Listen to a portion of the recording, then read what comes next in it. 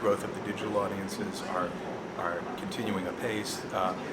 Print circulation numbers tend to be flat. Readership numbers, I think, if you look historically, have grown.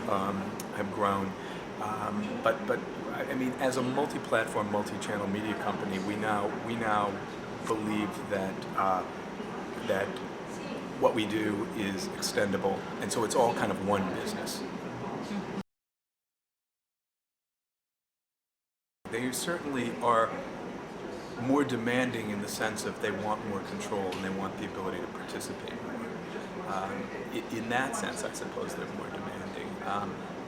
The consumer today is completely in control of their media. They're right at the center of the media experience. They want to be able to have at their disposal all means of all variety of sources. So that they want to be able to see what the New York Times says about things. They want to be able to see what other publications say about things. They want to be able to see what their friends say about things. And in that sense, they're more demanding.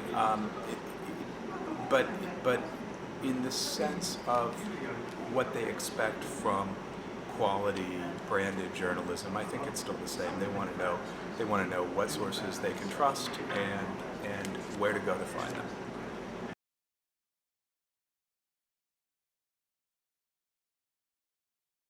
A personal page that our readers can set up using not just Times sources but sources from around the web.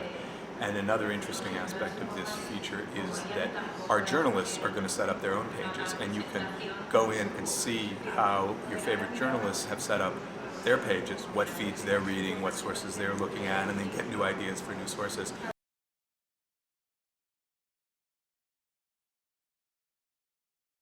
It's like a permanent archive of all the multimedia features, all the text features, all the photographs about a particular topic that the New York Times Company has accumulated. And these are living archives where journalists can add to them. Every time we have a new feature, it gets added to them.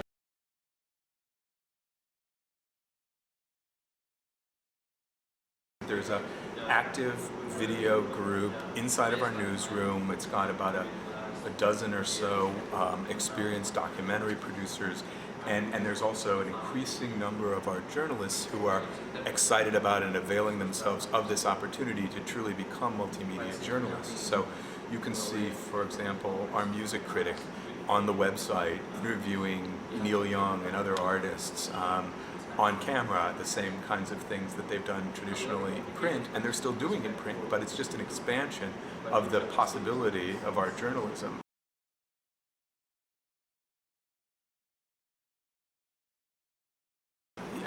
In the internet, certainly, multimedia and video, as bandwidth increases, as connectivity becomes more ubiquitous, I think we're going to see more and more multimedia and video. One of the interesting questions is, what is the relationship between video and text, and are we going to be able to generate a new format that combines the best of both and actually gives our readers and our viewers and our users and whatever we're going to call them in the future a more complete experience and a synergy that takes from both and creates something new, which is actually better and more vital than either independently.